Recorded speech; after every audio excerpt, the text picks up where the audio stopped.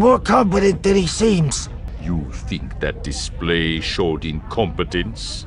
You think that just because there were no loud voices or discharged weapons, that we didn't engage in combat? But I understand this person now, and he is every bit as dangerous as you told me. You were wise to bring him to my attention, and then into my presence. Welcome back to part 2 of the complete life of Thrawn, putting all canon sources in chronological order with added context, picking back up with the ruling families fighting over the hijacking of a cargo vessel containing the ancient superweapon Starflash. Arriving in Glastus III's star system, the Jandalin's crew assessed the vast space where the Stibla cargo ship could potentially be adrift. After some deliberation, the Pinsic deduced that the Klar pirates would have positioned the ship in a long elliptical orbit, disabling its thrusters and communication capabilities, allowing it to drift within visual range of the Black Dock in a matter of days. The Stibla cargo vessel carried 3 weeks' worth of life support supplies, limiting the time the Klar would have to be set adrift. Thrawn narrowed down the search in the system based on the angle at which the vessel would approach Glastus III from Sposia. He also realized that a skilled crew could convert their ship's electromagnetic sensor into a communications receiver. While the Stibla cargo ship couldn't send messages, Thrawn knew that they would be able to receive a transmission from the Jandalin. He instructed the vessel to ignite their fuel and oxygen tanks, creating a bright plume visible to the Jandalin. The derelict hauler complied, and Thrawn promptly called the Black Dock to send a rescue team. The combined Stibla Myth team met the crew of the hijacked cargo ship on board. The captain informed them that the hijackers had left the system 27 hours ago. The Jandalin crew summoned a Chiss Defense Force ship to tow the stolen freighter to the Black Dock for repairs.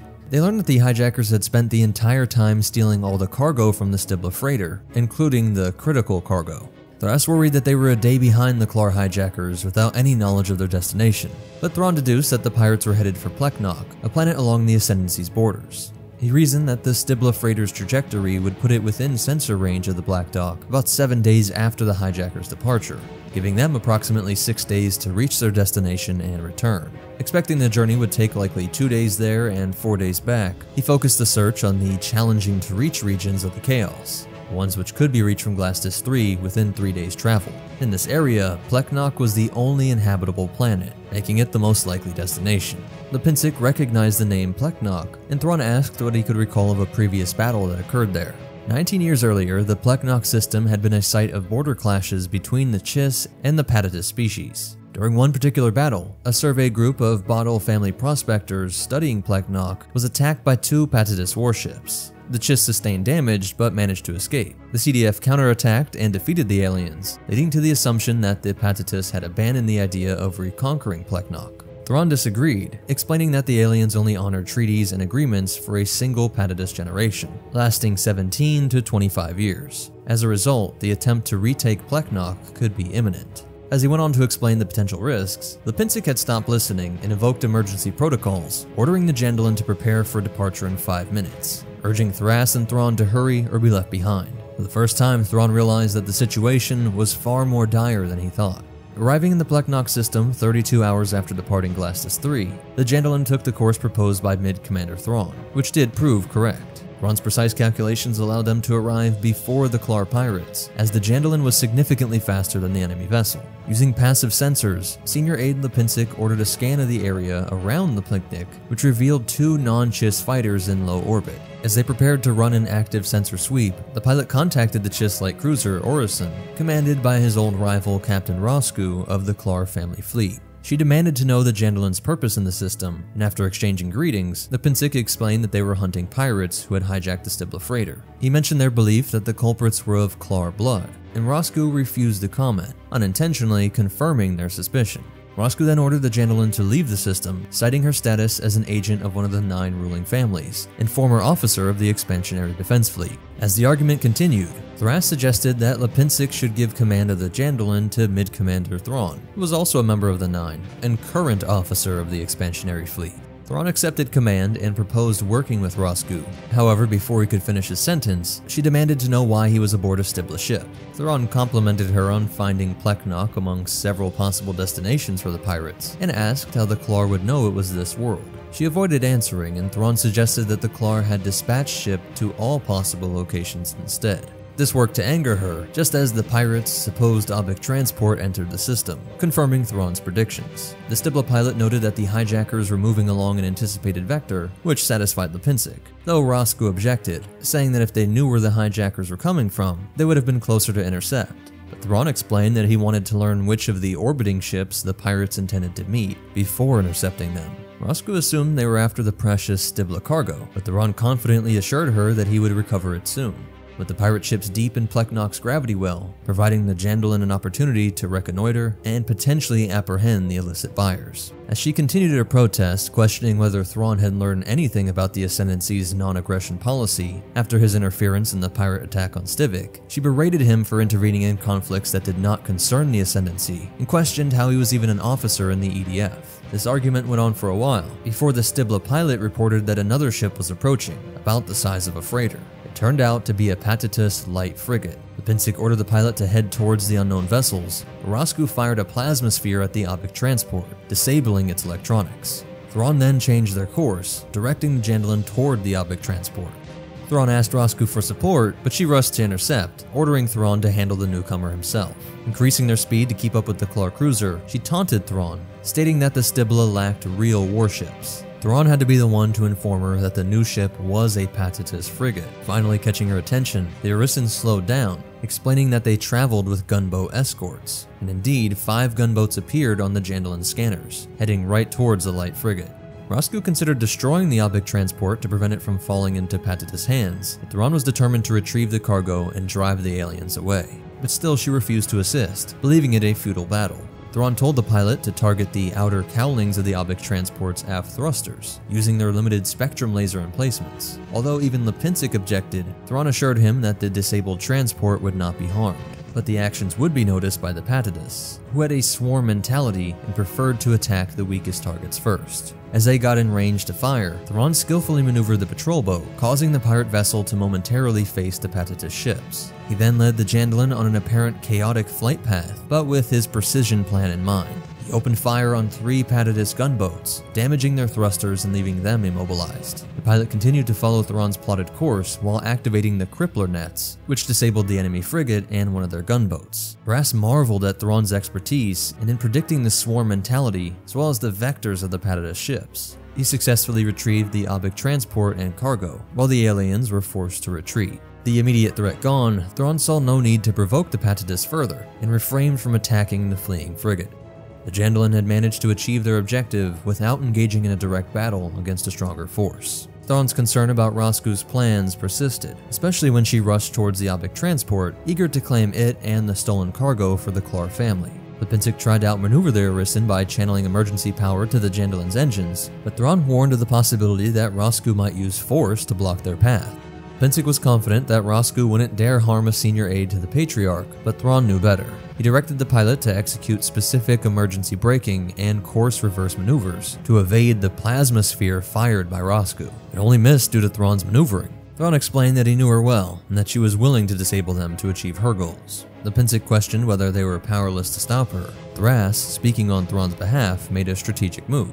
He held Roscoe and revealed his identity as a Myth family syndic. He claimed that the Myth Patriarch had sent him and his brother, Thrawn, to aid in the operation to recover the stolen cargo. THRASS's declaration of brotherhood surprised both Thrawn and Roscoe, but did help to de-escalate the situation. THRASS knew that Chiss syndics were always blood relatives or ranking members of the families they represented. By claiming Thrawn as his brother, THRASS implied that Thrawn held a high rank within the Myth family, and thus she would be attacking high-ranking Myth and Stibla, dissuading her from using more force against them. And having the Obic transport's hijackers as witnesses further deterred her from more aggression. Lipinsic negotiated with Roscoe, offering to transfer the cargo and the hijackers to the Orissan to fulfill her orders from Patriarch Rivlix. Roscoe accepted the deal, and instructions were given for the transfer of cargo and handling of the hijackers. With the mission accomplished, the Jandalan sent a report to Patriarch Lamayov and returned to Naporar with the recovered cargo. Back at the Stibla stronghold on Naporar, Patriarch Lamayov expressed his gratitude to Thrawn and THRASS for their remarkable success. Lamayov acknowledged that the Stibla owed a debt of gratitude to the Myth family, and personally felt indebted to THRASS and Thrawn. He assured the brothers that if there was anything he could do for them in the future, they need only ask. In response, Thrawn asked the Patriarch to reveal the nature of the critical cargo that had caused such concern. He hesitated, emphasizing its secrecy, but Thrawn argued that revealing its true nature might be necessary for the safety of the Ascendancy and its people. Thrawn identified himself as a warrior and stressed the importance of knowing the weaponry available to him, and THRASS chimed in that stating that the cargo had been an alien weapon, not of Chiss origin, connected to the Stibla family's oversight of the Universal Analysis Group, or UAG, a clandestine Chiss military research project based on Sposia. Despite Lamayov's attempts to dismiss them, Senior Aide Lipinsk intervened, pointing out that Thrawn and THRASS were already well informed and determined to uncover the truth. More might be accidentally revealed if they were just to look into it themselves, and he urged the Patriarch to trust the Myth brothers and disclose the information to them. He could still make them vow secrecy. Reluctantly, the Stibla Patriarch disclosed that what he was about to share was one of the most top-secret pieces of intel in the entire Ascendancy, capable of bringing ruin to both the Stibla and Myth families, endangering the very security of the Ascendancy itself. He implored them to keep it confidential, invoking the most stringent and binding oaths used by the Myth family. Lamayov then recounted an extraordinary tale from 5,000 years ago, when the Stibla family held sole rulership of the Chiss Ascendency. Period of exploration and expansion under the Stibla's guidance, the Chiss encountered numerous alien races and acquired various alien artifacts. These artifacts were stored in the UAG Center on Sposia for careful study and observation. Among the stored artifacts was a weapon known as Starflash. Its origins had faded into the annals of time, but those who had brought it to the Ascendancy had also provided a report on its capabilities. The UAG was formed to safeguard the Starflash, and they vowed never to employ it. However, centuries later, an invading species threatened the Ascendancy, conquering all Chiss worlds except CSILLA. Facing imminent extinction, the then Stibla Patriarch recalled the existence of the Starflash. Though the Chiss had never witnessed the Starflash's use, they retained instructions on how to operate it. 20 warriors were needed to activate the weapon, and all of them would die in the process. But to protect their people, Patriarch Mitth'raw'nuruodo offered warriors of the Myth family and her 4 sons volunteered, determined that they should face the same fate as their kin. Loaded into a heavily armored ship, the 20 Myth activated Starflash, unleashing a tremendous burst of tachyonic and light speed energy into CSILLA's sun. The sun reacted, returning a blast thousands of times more potent, obliterating the enemy fleet along with the Patriarch's sons.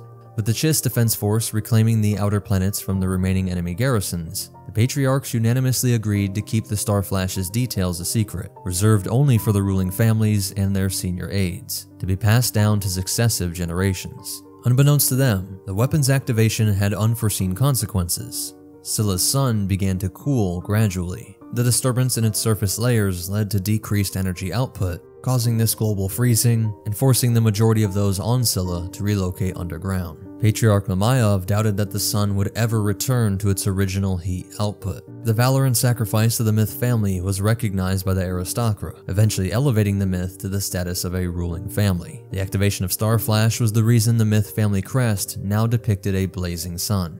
To honor the courageous Patriarch, the Stibla family added the word Odo to her name, signifying guardian or protector in the ancestral Stibla language, Toorak. And this is how Mitth'raw'nuruodo became the first non-Stibla to be bestowed such an esteemed title. After the detonation of Starflash, the Ascendancy salvaged what wreckage they could from the weapon. Despite occasional efforts by the Defense Hierarchy Council to study and adapt its components, they could not replicate its functions successfully. The critical cargo they were tasked to retrieve was a tachyon flow synchrotron accelerator from the Starflash. The Council sought to use it in a new particle beam weapon, and since they wished to keep their prototype secure on Naporar, the accelerator had to be transferred from the UAG on Sposia. At Thrawn's request, Patriarch Lamayov allowed them to see the accelerator. However, Thrawn quickly noted that the machinery inside appeared undamaged, unlike what would be expected from the Starflash detonation. Thrawn deduced that the Stibla must have another Starflash weapon, which Lamayov confirmed. This second item held both hope and threat for the Ascendancy. If the Patatus had attained the accelerator, they might have been able to reverse engineer the weapon. This second item was known to only 6 individuals, now including Thrawn and THRASS. Lamayov revealed that the Ascendancy had acquired Starflash from somewhere in lesser space a few hundred years ago, and its origins remained shrouded in mystery. Only a select few knew of the weapon's existence, and they would safeguard it closely, praying they would never need to use it again. Thrawn was then honored by the Stibla, who wished to add the suffix Odu to his name Mitth'raw'nuruodo, in a ceremony that would occur in 3 hours' time. Patriarch THOORAKI himself would attend, giving Thrawn the opportunity to ask for approval directly. The brothers were instructed to change into ceremonial attire for the upcoming proceedings, and the Springhawk's departure would have to wait even longer due to this most prestigious of ceremonies. In the presence of only 18 individuals, the Stibla honoring ritual was a solemn occasion, as this title had only been awarded to 8 non-Stibla individuals in the past 5,000 years. The ceremony was conducted entirely in Tybroic, adding a deeper sense of ritual to the event, unlike the myth ceremonies performed in the common Chiss language, Cheun. During the ceremony, Patriarch THOORAKI warmly greeted THRASS and explained that he and Patriarch Lamayov had discussed granting THRASS the Odo honorific as well, but THRASS seemed unconcerned about not receiving it, and humbly said that he had limited contribution to the mission's success. He even suggested that the Syndicure might not accept a Miss Syndic with a Stibla honorific as part of his name, but THOORAKI clarified that there was no issue with a cousin and Syndic bearing the Odo honorific, as Patriarch Thomoro the Tragic had done so in the past. He went on to reveal that because of their close friendship and brotherhood, they didn't want to make the bond too obvious for the public by giving out 2 of these extremely rare titles at the same time. THRASS was able to get the Patriarch to reveal that many of the elders had been working to push Thrawn and THRASS together, knowing that this friendship would help both families. And when he confirmed this, THRASS admitted that being the focus of all this plotting and agreeance amongst different families might just be even rarer than the honorific itself. THOORAKI arranged for Thrawn to return the Springhawk while a shuttle would take THRASS back to CSILLA. Before parting ways, the Patriarch expressed his excitement for the future accomplishments of THRASS and Thrawn in their respective roles within the Myth family.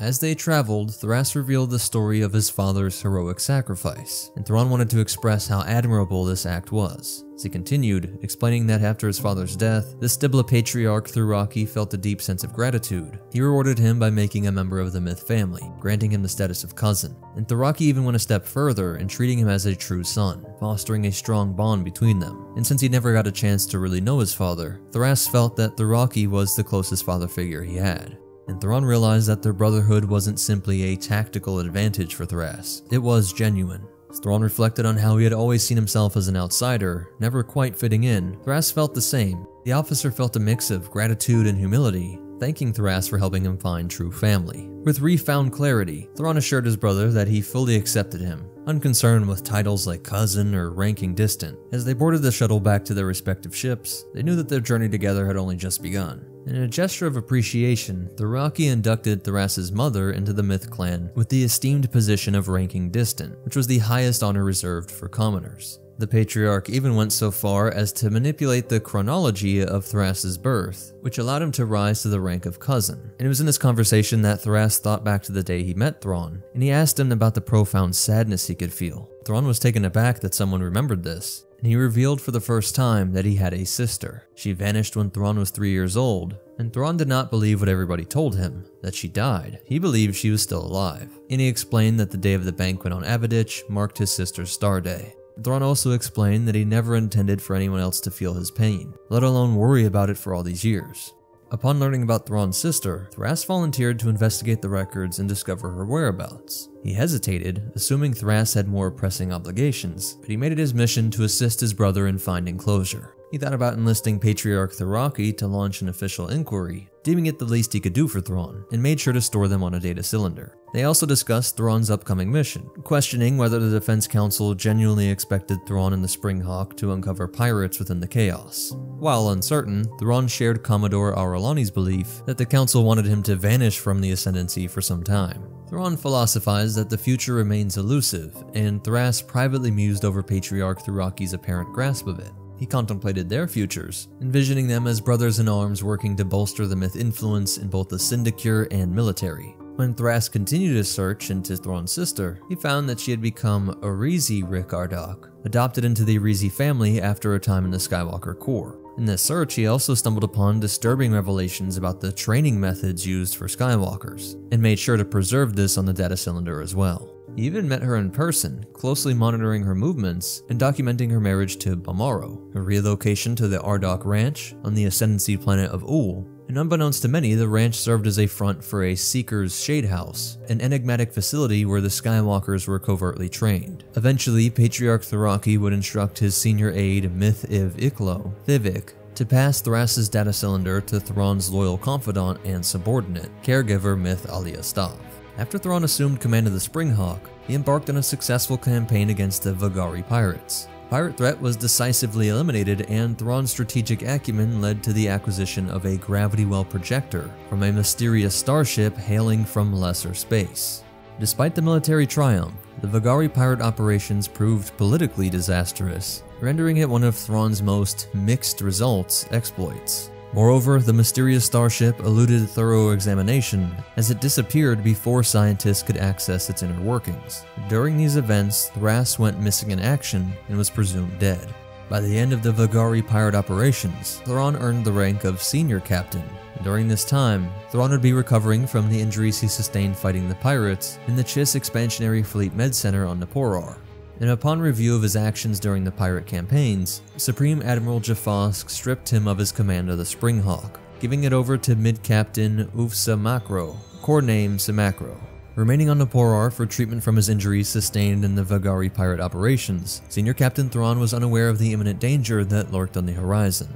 In 19 BBY, unknown adversaries launched an attack on CSILLA, sending shockwaves throughout the Ascendancy. In the aftermath of this assault, Supreme General Bakif sought Thrawn's expertise to investigate a more subtle, yet equally perilous threat to the Chiss. Accompanied by Bakif, Thrawn journeyed to the Dioia system, where a heinous attack had occurred on a ship carrying refugees of unknown origin, resulting in the brutal slaughter of all aboard. While situated on the farthest reaches of Chiss territory, the Dioia system was still within the Ascendancy's jurisdiction, demanding a swift and decisive military response if the perpetrators could be identified.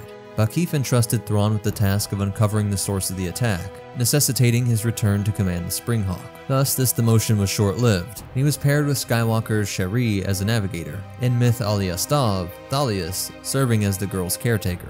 The Springhawk was assigned to Picket Force 6, and alongside Admiral Ar'alani, they engaged in an offensive against the Patatus. He understood their tactics and deduced that the locals were aware of the Chiss's attack vector. Despite Ar'alani's order for the Springhawk to stay in a tactically disadvantageous formation, Thrawn chose to disobey, transforming a potential defeat into a triumphant Chiss victory and securing a favorable peace settlement from the Patatus government. However, his act of defiance brought him before a tribunal on CSILLA, questioning his decision to disobey Ar'alani's orders, even though it led to the Ascendancy's success. But Thrawn was unable to attend this tribunal, as he had departed with Bakif to investigate the attack in the Dioia system. On the doomed refugee vessel, Thrawn carefully studied the ship's architecture and the clothing of the deceased refugees. From the patterns in their attire, he could tell that their society highly revered females, and knew that this might be important in the future.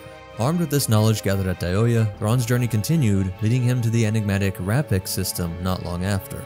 As the Springhawk emerged, they encountered unidentified naval forces patrolling the area. The system's two gas giant planets, Shadow Number 1 and Shadow Number 2, seemed to offer potential for covert entry or exit to the inner system, where habitable planets might be found. As they explored further, the crew of the Springhawk stumbled upon an abandoned asteroid mining station that caught Thrawn's attention. He requested permission to investigate and chose caregiver Thalias as his companion, while the helm officer, as Morty, initially objected to their presence during sensitive discussions. Thrawn insisted they were a part of his team and needed to be prepared for any extraordinary tasks that might arise. Upon arriving at the station, Thrawn and Thalias signaled their presence and were met by a native Pakash leader named Wingali for Maroksa. The Pakash people were oppressed by the Nickar-Dune destiny, which was led by the charismatic general Yiv the Benevolent. The Pakash lived under constant threat of Nickar-Dune blockade frigates, and since their people had been disarmed, they were forced to explore the station without weapons. Wingali entrusted Thrawn with a double ring bearing the engraving of a chimera, which would eventually become Thrawn's personal symbol. Realizing the danger posed by the expansionist Nickar-Dune destiny, Thrawn realized that this could prove an urgent threat to the Ascendancy. After leaving the Repack system, he proceeded to Guild Concourse 447, where he again enlisted the services of Pathfinder Quilori as the Springhawk's navigator. Planning to conduct a raid on the Nickar-Dune military in the Repack system, capturing a blockade frigate to gain valuable tactical and cultural insights into their adversaries. During the raid, the Chiss learned about the Nickar-Dune's military tech and unwavering loyalty and determination of their soldiers, who would kill themselves rather than be captured. Seeking to further understand their new adversary, Thrawn proposed an investigation into the Laioan homeworld, intending to present this plan to Supreme General Bakif along with his comprehensive after-action report. Thrawn, Ar'alani, and Bakif convened in the Supreme General's office at Fleet Headquarters on CSILLA to discuss the aftermath of the Repack missions. Bakif took his time reading Thrawn's report, knowing that he needed to respond carefully, reprimanding Thrawn for capturing an enemy ship, considering it a serious breach of regulations. Ar'alani defended Thrawn, pointing out that the regulations did not explicitly prohibit such actions, and that the Spring Hawk had acted in self-defense. Bakif still argued that this was a form of preemptive strike. Predicting that many syndics would be furious, Thrawn made a dark joke that returning the captured vessel to the Nickar would be awkward now, as its crew had all killed themselves before the Chiss could board it. As predicted, Syndics Thurfian and Zistalmu were enraged by Thrawn's actions and refused his request to go to the Leoan homeworld to investigate Yiv's influence. Instead, they ordered him aboard Ar'alani's Night Dragon man of war, Vigilant, on a diplomatic mission to deliver a Chiss ambassador to the Urchiv Key homeworld. When they arrived, they were denied clearance to land, as the planet had been captured by the Nickar. The enemy laid a trap to capture the Chiss warship in response to Thrawn's previous capture. The situation in the Urch system revealed much to Thrawn and Ar'alani, including the information they had sought at the Leoan homeworld. Ambassador Ilparg, angered by the hostile reception, now demanded that the Vigilant visit the Heartworld to get answers from the Leoan regime. When defending Leoan gunboats employed a distinctly non-Leoan tactic, a pincer maneuver often used by the Nickar, and since they were allowed to remain armed, Thrawn deduced that the Leoan had been recruited as Nickar allies rather than being mere subjects. This revelation added to the growing understandings of the dangerous web of alliances and adversaries threatening the Ascendancy. Knowing how dangerous they would be to the Ascendancy, he devised a clever plan to deceive the Nickar general by fabricating the role of a Chiss family hostage. He hoped this ruse would sow doubt in the general's mind about his understanding of Chiss culture and strength, buying them valuable time to fortify their defenses against a potential Nickar invasion. Studying maps of the chaos, Thrawn noticed a pattern of neighboring civilizations showing significant changes in their diplomatic and military behavior. He correctly attributed these to the influence of the Nickar, who sought to encircle the Ascendancy through conquest and persuasion. Thrawn was determined to learn more about Yiv and his allies, leading him to attend a diplomatic event where he could encounter the Nickar general. To gain access to this event, Thrawn sought help from his old Garwian contact, Frangelic.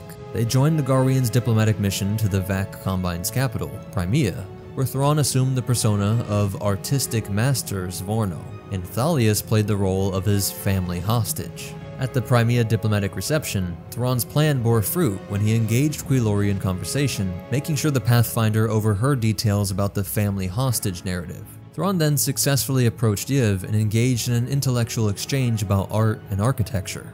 During their conversation, Thrawn gleaned valuable cultural information about the Vax and understood the danger of Yiv's ambitions. After Thrawn left the event, Quilori discussed the Chiss and their supposed family hostages with Yiv, who did begin to doubt his intel concerning the Chiss. Expecting that Yiv would have a trap, Thrawn and Thalias stayed on Crimea instead of immediately leaving for their ship. In a Vac art gallery, Thrawn learned that they highly valued consensus in their decision-making, considering the opinions of all their members, or thought lines. This communal approach to decision-making made the Vat Combine slower in reaching conclusions, but also created a distrust towards any faction seeking to impose its leader's thought line, rejecting the idea of a sole governor. Thrawn realized that Yiv's authoritarian ambitions would not sit well with the Vax, and with this crucial knowledge, they sought to spread a warning to the Vax before they could be caught by the Nickar or Vac authorities. To escape undetected, they commandeered a Vac patrol boat and transformed the shipping box into their makeshift quarters. Thrawn used Tava Mist to temporarily incapacitate the pilot without causing him harm.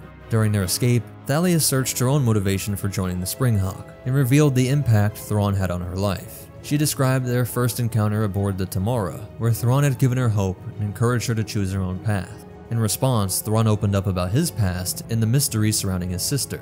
When she said that they could find a way to access personal records and locate her, Thrawn said he wanted to respect her desire for anonymity and privacy after her service to the Ascendancy. Meanwhile, Admiral Ar'alani was tasked by the Defense Hierarchy Council to retrieve Thrawn and Thalias from Crimea. Leading the Vigilant, she was accompanied by the Springhawk, temporarily again under the command of Mid-Captain MAKRO. Syndic Zistalmu joined the mission to ensure the Chiss ships adhered to the non-aggression protocols. The Chiss Force inquired at the Crimea diplomatic office about a artistic master Sforno, and the Vax responded that the Gwarian diplomatic ship had departed 3 days earlier. As the Chiss ships encountered 13 Vac patrol boats arranged in a lens formation, they engaged in measured displays of force to demonstrate their capabilities without seeking combat. Unbeknownst to the others, Thrawn piloted a 14th Vac patrol boat and seemingly attacked the Vigilant. In reality, Thrawn was using that old laser modulating trick to signal the Vac patrol boat's schematics, allowing her and the Springhawk to disable them without causing destruction. In a move that shocked Syndic Sistalmu, Ar'alani used Thrawn's apparent attack to justify engaging the Vac patrol boats before the Vigilant could neutralize the Vac fighters. 4 Leoan warships emerged from hyperspace, and their flagship hailed Ar'alani, claiming to be part of the Leoan military, and accused the Chiss of disrupting the Vac Combine's peace, demanding that the Chiss leave immediately. Ar'alani clarified their purpose was to search for one of their people, but the Leoans attacked anyways. Realizing they were outnumbered, Ar'alani and some MAKRO planned a quick escape, but now the Syndic on board expressed frustration that Ar'alani wanted to retreat after being attacked. Ascendancy law strictly forbade preemptive strikes, but it mandated retaliation. The Syndicure and Defense Hierarchy Council quickly made a decision to dispatch the Vigilant and Springhawk to assault the Leoan Heartworld. However, only Thrawn and Ar'alani were privy to the true intent of the mission, as they sought to carry out the attack with just 2 warships, for important strategic reasons. During their journey, Thrawn explained all he had learned of the enemy so far. While Senior Commander Ka'Ril expressed a longing for peace, Thrawn challenged him to consider how achieving such peace would be possible. The Senior Captain reasoned that the Leoi were allied with Yiv and had been sent to engage the Chiss, thereby allowing the Nicar-Dun and Vax to preserve their forces. He emphasized that Yiv would gauge the Ascendancy's willingness to retaliate in a forthcoming battle, making it crucial for the Chiss to send a clear message while minimizing actual harm done to the Leoan regime. Thrawn expertly guided his first officer, MAKRO, in understanding the rationale behind deploying only 2 warships for the counterattack.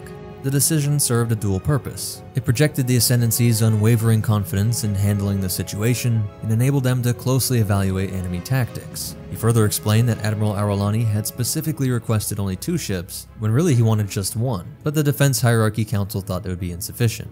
Upon reaching the Leoan Heartworld, the Chiss Force was met with the sight of 12 Leoan warships. Thrawn knew that only a faction of them would engage the Springhawk and Vigilant, as the Chiss were renowned for their tactical strategies and had a reputation for laying in wait with hidden reinforcements. This knowledge played to the advantage of the 2 Chiss warships. The Leoans assumed it was a trap, and were cautious to commit their entire defense fleet for fear of leaving their planet exposed to a larger Chiss force. Ar'alani initiated communication with the Leoan ships, seeking an explanation for their aggressive acts over Crimea. The enemy did not attempt to deny or justify their attack, hinting to Thrawn that the Nicar-Dun were likely present, and they were more afraid of retribution from the Nicar-Dun if they were unwilling to engage at Crimea.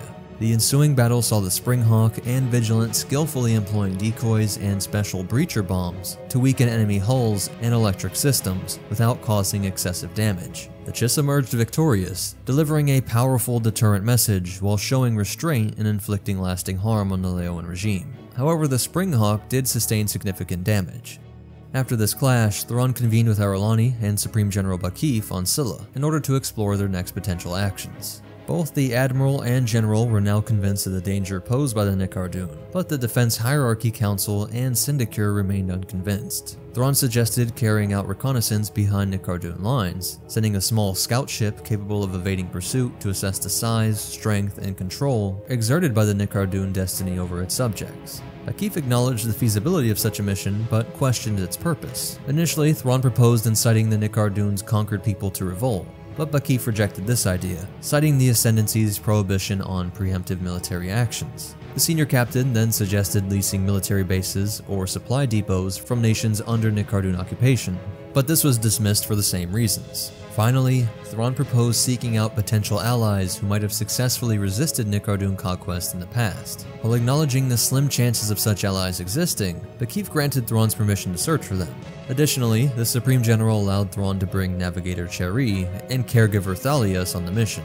Bakif warned Thrawn of the risks involved, not only for himself, but for Cheri and Thalias. But Thrawn was determined to take action, even if it meant risking their lives, to prevent the potential devastation to the entire Ascendancy through inaction. Reluctantly, Bakif agreed, and he classified Thrawn's orders as cut but sealed. ensuring their officiality and confidentiality known only to Bakif and Aralani. With his superior's blessings, Thrawn set forth on his mission. After leaving Bakif's office, Thrawn met with Thalias and Sherry, who had been waiting outside. While Thalias was cleared to accompany Thrawn, Syndic Thurfian pulled her aside to report on Thrawn's actions. Refusing to be Thurfian's informant against Thrawn, Thalias had to remain behind and resolved to undergo the Myth family trials to prove her worth as a trialborn. Meanwhile, Thrawn asked Sherry if she still wished to proceed with the mission without her caregiver. The girl did agree, understanding the mission's importance. It just asked Thrawn for more colored graph markers. Very pleased, Thrawn informed her that he had already obtained 2 boxes of markers and 4 binders of paper for her artistic pursuits, all waiting for them aboard the scout ship. Thrawn set out from CSILLA with the Skywalker Sherry to seek allies for an upcoming conflict with the Nicardoon. The search took them to both familiar and uncharted regions beyond the larger unknown regions. While exploring the outskirts of the chaos, Thrawn began teaching Sherry how to pilot a starship. The young girl's passion for flight, evident in her artistic creations of aerial landscapes and flying creatures, motivated her to learn with enthusiasm. As their journey progressed, Sherry's confidence grew, and she came to regard Thrawn as an exceptional teacher. In the Outer Rim territories of lesser space, Thrawn and Sherry encountered an advanced energy shield protecting a separatist base on the planet Mokiv, which they later discovered to be a battle droid factory.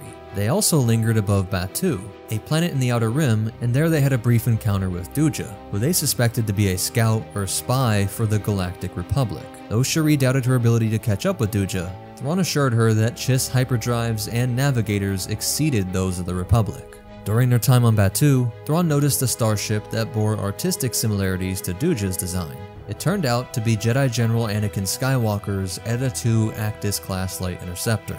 Intrigued, Thrawn approached the hyperdrive ring of Skywalker's ship to study it further. Skywalker hailed the Chiss vessel, and after overcoming language barriers, they did engage in conversation. Did you give your name as General Skywalker? I did. Why? Have you heard of me? Thrawn caught Cheerie's eye as he touched the mute button. Interesting coincidence. Thrawn introduced himself as Commander Mitth'raw'nuruodo, an officer of the Chiss Expansionary Defense Fleet, seeking Skywalker's assistance in understanding the Clone Wars and the state of the galaxy at large. In return, Skywalker asked for help locating Padme Amidala and Duja. Thrawn and Skywalker joined forces in their search and eventually found Amidala's ship in a forest clearing near Black Spire Outpost. But they encountered trouble when they were attacked by smugglers, leading to a heated confrontation. In the aftermath, they learned vital information about the missing parties and continued their investigation in Black Spire Outpost. There they faced more danger and had to rely on their martial arts and wits to uncover the truth. During this time together, Thrawn observed Skywalker's Force sensitivity, and this must be a Jedi since he displayed Sith-like qualities that were told of in ancient Chiss myths. The two encountered a droid assassin and managed to capture a 5th assailant, leading them to explore a separatist freighter for further clues. Let's call it here and pick up the story of this unlikely alliance in Part 3, as Thrawn continues to shake things up in the Ascendancy as they move to further understand their neighbors and the chaos, as well as the Republic turned Empire. Please hit that like button, leave a comment, share the video, and subscribe to see more. It's all the best ways to help me out, but most important of all, remember, never judge a Chiss by the size of their ship, and the Force will be with you, always.